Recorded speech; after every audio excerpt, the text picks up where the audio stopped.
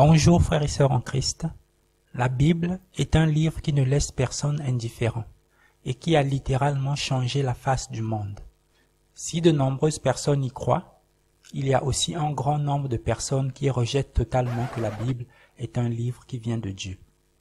Il est cependant admis que la Bible a été écrite pendant une période qui va du 8e siècle avant Jésus-Christ au début du 2e siècle après Jésus-Christ. La Bible est donc un livre très ancien. Cependant, dans cette vidéo, nous allons voir 5 prophéties extraordinaires de la Bible faites à des époques très lointaines de l'histoire humaine. Allons-y. Livre si merveilleux, Bible qui me montre le chemin de la vie. Le 666. Si vous faites quelques recherches sur YouTube, vous allez trouver que Google Chrome, Windows, le code à barres et de nombreux logos de sociétés et d'entreprises représentent en fait 666. Or, nous savons bien que tout ce qui est vendu en grande surface et tout ce qui est importé porte forcément un code à barres. Or, le code à barres représente 666. Or, l'Apocalypse de Jean dit au chapitre 13, versets 16 à 18, « Et elle fit que tous, petits et grands, riches et pauvres, libres et esclaves, reçussent une marque sur leur main droite ou sur leur front, et que personne ne put acheter ni vendre sans avoir la marque, le nom de la bête ou le nombre de son nom. C'est ici la sagesse, que celui qui a de l'intelligence calcule le nombre de la bête, car c'est un nombre d'hommes, et son nombre est 666. Veuillez noter qu'une partie de la prophétie ne s'est pas encore accomplie, puisque chaque être humain doit être marqué du 666 sur son front ou sur sa main droite. Cependant, le code barre est déjà une réalité, et tous les produits vendus en grande surface sont marqués par un code barre. Comment Jean a-t-il fait pour savoir que ce code barre, qui est en fait qu'une représentation du 666, allait être obligatoire pour faire du commerce?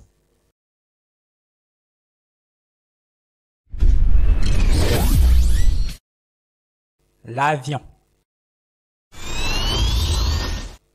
Avec le développement de la technologie, nous faisons beaucoup de choses qui étaient totalement impossibles il n'y a pas si longtemps. Comme parler avec une personne qui se trouve à l'autre bout du monde, recevoir des informations à la télévision, acheter des choses sur Internet, et le plus incroyable reste sans conteste le fait que l'homme est désormais capable de s'envoler dans les airs comme un oiseau.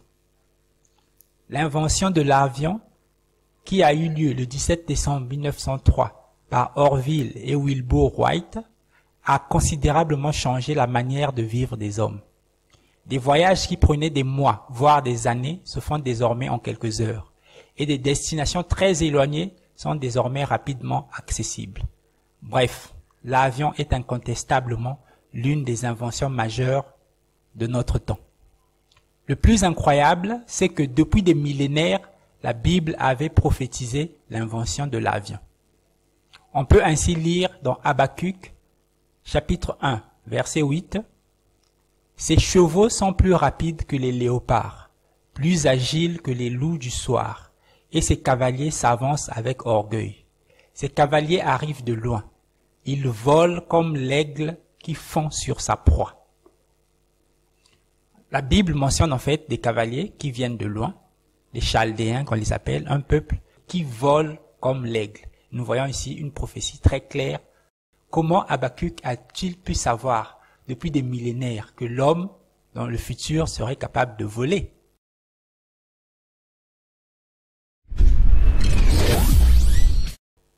La terre flotte dans le vide. Depuis les temps les plus anciens, l'homme a toujours cru que la terre était quelque chose de stable et de plat. C'est seulement vers les années 1500 et 1600 après Jésus-Christ que Copernic et ensuite Galilée vont comprendre que la terre est suspendue dans le vide et qu'elle tourne autour du soleil. Pourtant, depuis très longtemps, la Bible disait déjà dans le livre de Job, chapitre 26, verset 7, « Il étend le septentrion sur le vide, il suspend la terre sur le néant. Depuis longtemps, en fait, Job avait déjà connaissance que la terre était suspendue sur le néant. Donc, que la terre flottait dans le vide spatial. Comment Job, en son temps, a-t-il su que la terre était suspendue dans le vide, sans télescope ni appareil compliqué?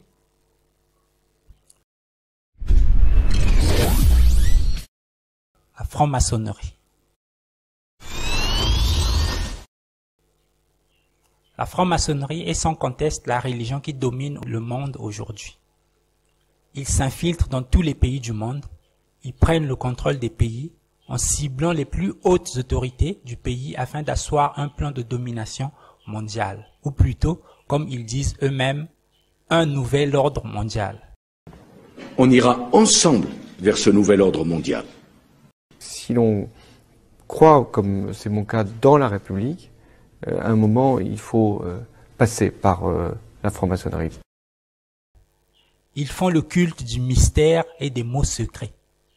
Or, si la franc-maçonnerie est apparue au XVIIe siècle, la Bible en parlait depuis le temps du roi Salomon. Proverbe chapitre 9, verset 13. La folie est une femme bruyante, stupide et ne sachant rien. Elle s'assied à l'entrée de sa maison, sur un siège dans les hauteurs de la ville, pour crier aux passants qui vont droit leur chemin, que celui qui est stupide entre ici. Elle dit à celui qui est dépourvu de sens, les eaux dérobées sont douces et le pain du mystère est agréable. Ici, nous voyons Salomon qui dit que la folie s'assied dans les hauteurs de la ville, mais aussi que le pain du mystère est agréable. Comment Salomon a-t-il su qu'il y aurait des fous qui allaient dominer le monde et qui allaient attirer les hommes vers le mystère, exactement comme le font les francs-maçons aujourd'hui?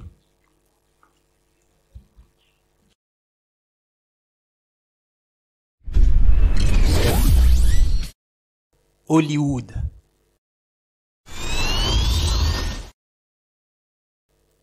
Hollywood est sans conteste l'une des institutions qui crée un désordre incroyable dans le monde.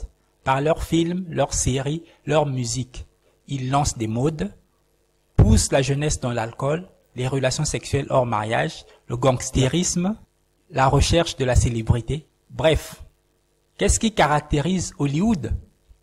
Le nom de la ville est écrit en grandes lettres sur une montagne. 2. Ils invoquent des démons, d'après plusieurs témoignages. 3. Dans les films, les séries, les clips vidéo, les stars font des signes sataniques avec leurs mains. Et 4.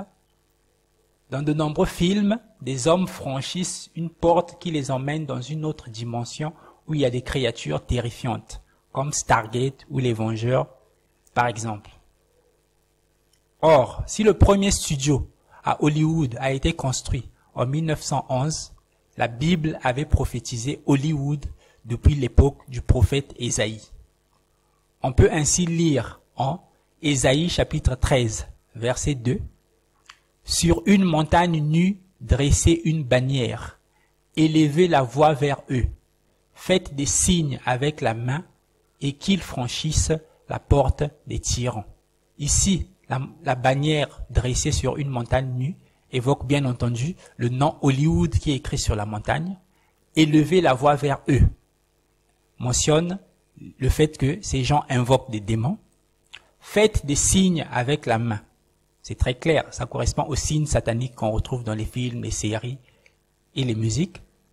Et qu'ils franchissent la porte des tyrans correspond au Stargate, le franchissement de porte qu'on voit dans de nombreux films. Donc la prophétie de Ésaïe chapitre 13 verset 2 à propos de Hollywood est très claire. Comment Ésaïe a-t-il su que ces gens de Hollywood allaient mettre sur une montagne les écrits et faire des signes avec la main et toutes ces choses qui sont écrites dans ce passage? Pour Dieu, il n'est nullement difficile de connaître le futur. Toutes ces prophéties nous montrent qu'il y a réellement un Dieu qui était capable de leur révéler des choses qui allaient venir dans le futur. Et justement, la Bible fait une autre prophétie dans Apocalypse chapitre 22, verset 12. Jésus-Christ va revenir bientôt. Es-tu prêt pour son retour?